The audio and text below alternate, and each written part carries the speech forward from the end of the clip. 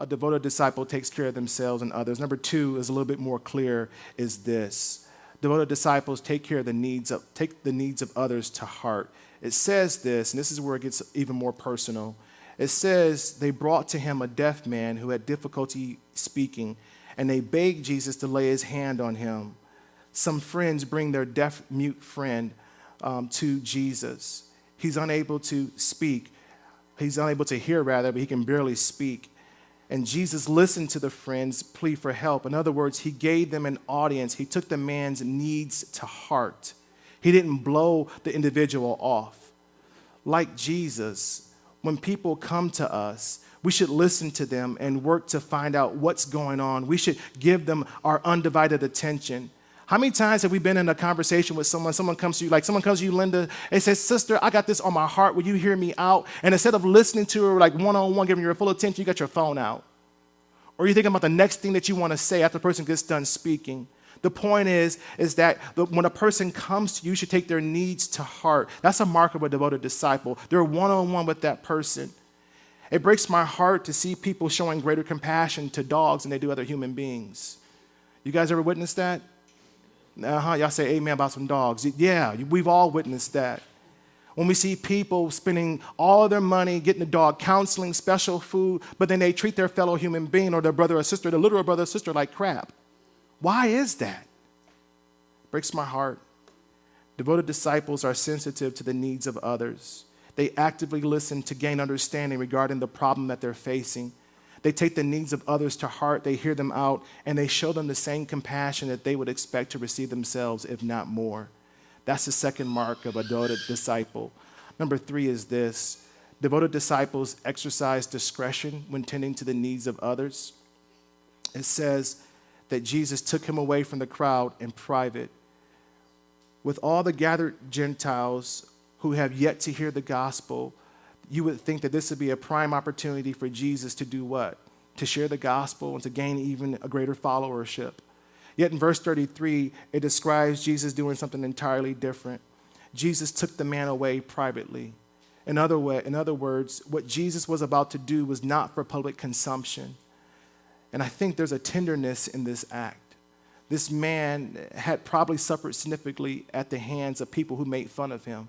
Could you imagine someone who stammers when they speak? I used to have a stuttering issue back in the day, and my friends used to dog me out so much so I was afraid to talk sometimes. This man probably had been made fun of. He probably was looked over from time to time. He can't hear. He can't sense the world around him the way that we normally do. He's probably frustrated because he can't even use the words that God gives him to formulate an intelligent sentence. And so he's probably frustrated. His limitations caused him to miss out on the many things that we take for granted each and every day. Jesus considered this man's feelings and he took him aside. And like Jesus, we should exercise discretion when we help people out. Not everything that you do for people is for public consumption.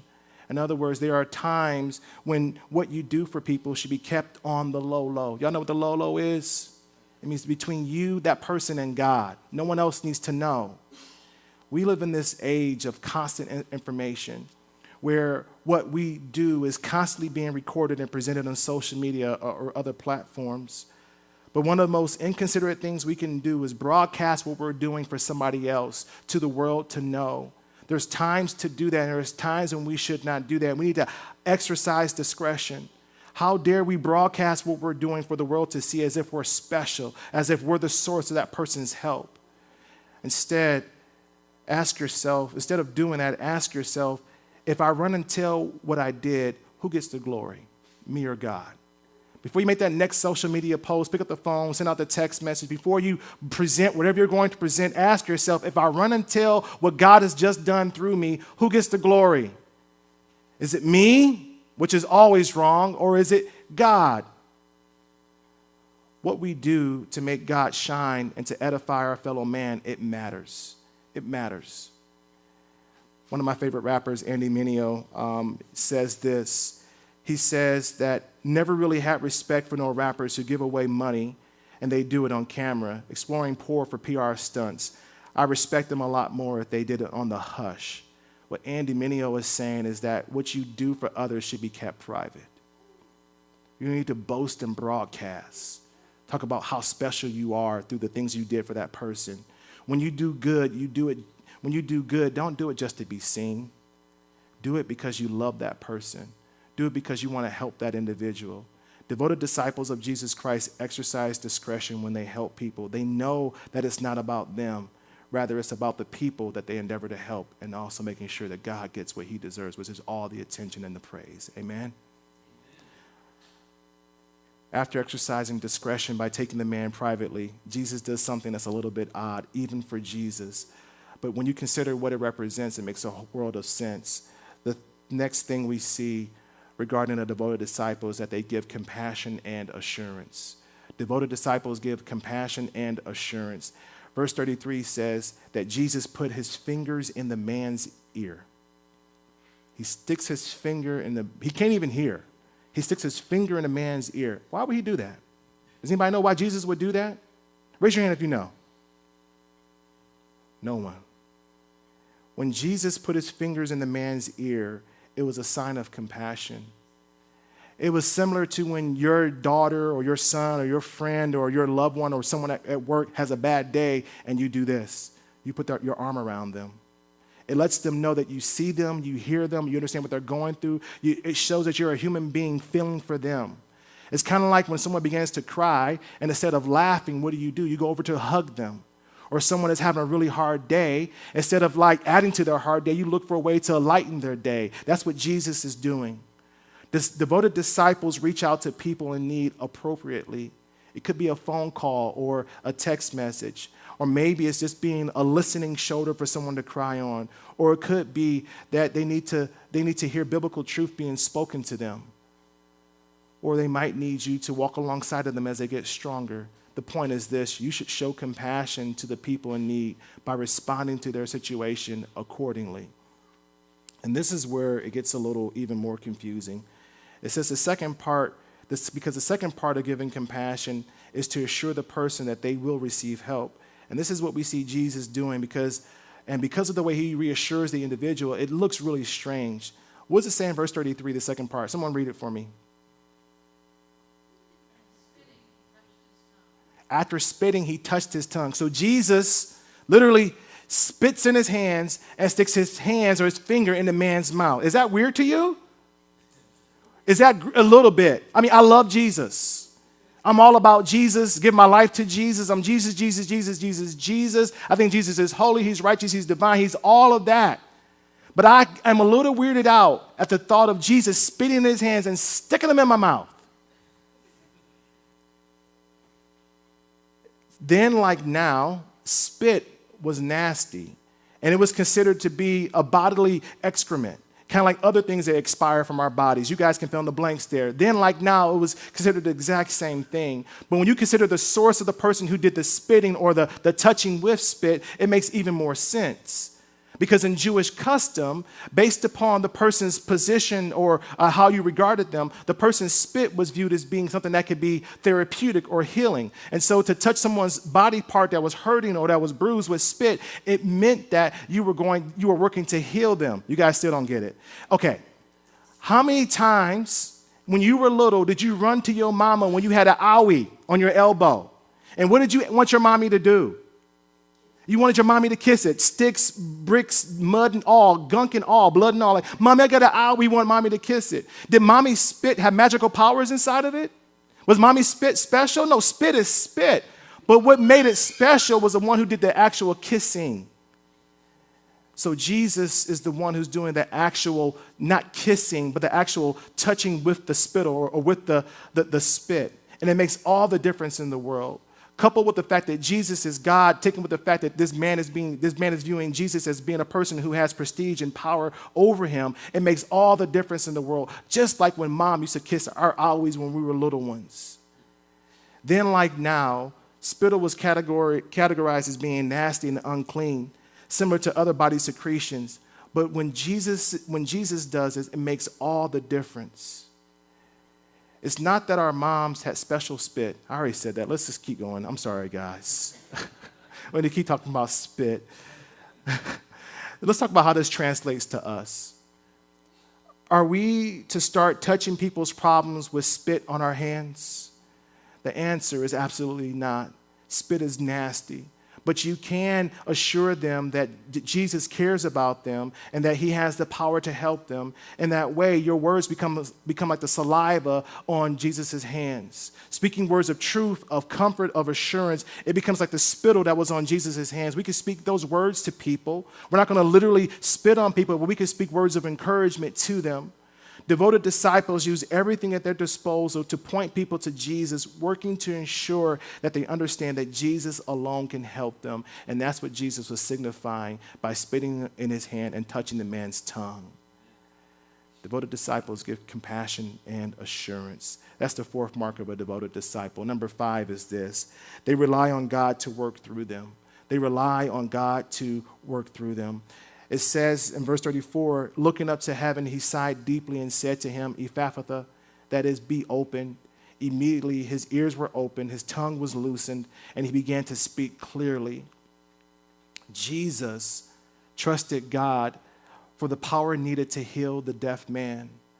Because the man couldn't hear, Jesus modeled for him what was getting ready to happen. He modeled for him where the source of his healing was coming from. You guys see the picture there? Jesus looks straight up to heaven, up to God the Father. This man can't hear Jesus' words. So Jesus, he mimes or he shows him where the gift or where the healing, where the power is actually going to come from. And he looks up to heaven and he says, Ephphatha, and the man's ears are open. And then Jesus turned his gaze to the man. He groaned deeply, and he uttered those words, Ephphatha, and through the power of God, he commands the man's ears to be open, and immediately the man was able to hear and speak. Jesus relied on God to heal the man. Jesus, as we've seen times before, he could have just done this without all the extra steps, but he did it in such a way to point him and everyone else looking to the fact that God alone has the power to heal. That God alone is the source of a person's healing. Devoted disciples understand that God is their ultimate power source, and they rely on God to work through them. If any help is to be given to the person in need, know that the help you provide comes from God through you. We are mere conduits of God's grace. We are mere conduits, delivery agents of God's grace, which leads us to another discussion. And here it is. Does God still help people through the spiritual gift of healing? And the short answer is absolutely he does. However, it's essential to understand why God performed the miracles in the first place. The primary reason was to grab people's attention, causing them to see Jesus as their Messiah. The primary reason why God did miracles was to grab people's attention and to point them to the fact that Jesus is their Messiah.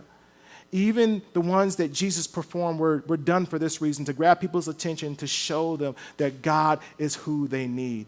In other words, God performed his miracles through Jesus so that people would see that all of their help, all of their healing comes from God alone. And so, does God still do miracles to grab people's attention, to point people to himself? The answer is yes. However, in this day and age, more often we see God revealing himself through the written word, which we have a copy of, and also through the testimony of other believers. So miraculous healings aren't as commonplace as they once were. And so with this understanding, we can say that God is still in the healing business, but according to his sovereignty, he primarily works through doctors, physicians, various medications, and medical procedures. Therefore, we shouldn't focus on the procedure or the person that God uses to perform the healing. Instead, we should look to the one who made the healing possible in the first place. I say this because you can have the best doctors, you can have the best medication, you can have the best treatment in the world, and your sickness still remain. That is until God releases a healing from heaven.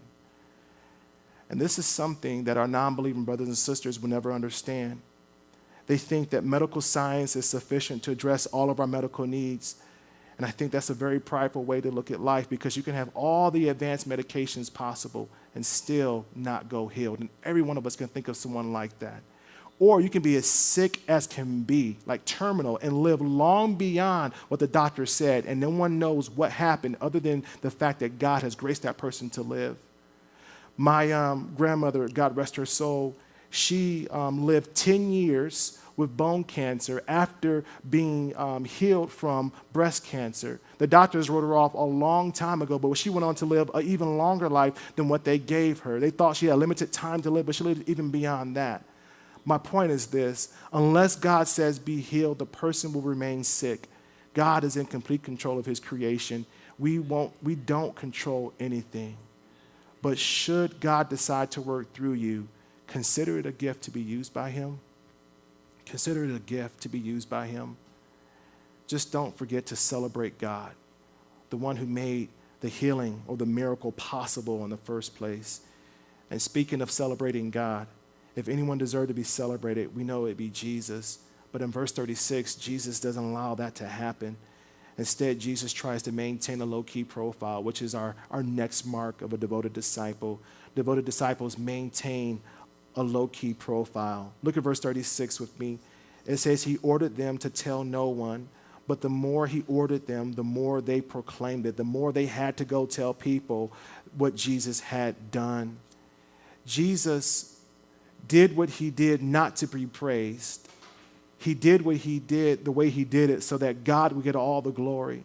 That's why he charged the people to keep silent.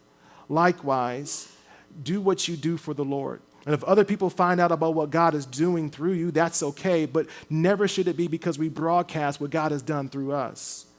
I'm not saying that you should keep what Jesus has done through you a secret. I'm saying that you shouldn't make it your business to go around telling the whole world about what God has obviously done through you. Good news travels fast. And if your works are genuine, then other people are going to find out. Be humble. Promote Jesus, not yourself. People need to hear about the giver of grace, not the delivery agent that God used to give it in the first place. People need to hear about the one who gave the grace, the source of the grace, not the one who delivered it in the first place. I don't know about you, but I don't get excited when Amazon comes to my house. Well, I get excited when I open the box and when our order is actually correct. Am I right? You guys with me? We get excited about the gift or the blessing, that thing we've been waiting for. Don't be so focused on the delivery agent. Always maintain a low-key profile where you live to make Jesus more known. And as you do these things and grow beyond your current constraints, when you stand before God, you will hear him say, "You have done everything well." That's our seventh and final mark of a devoted disciple. The last one is a result of one who has lived their life in devotion to God. It's the culmination of a lifetime that has been devoted to God. They get to hear God say, "You have done everything well." The danger of preaching a sermon like this is that those of us who are checkboxers, we think we do items 1 through 6 and 7 is a given, right? Or we think if we miss one of these, that means we're not a believer or God is mad at us.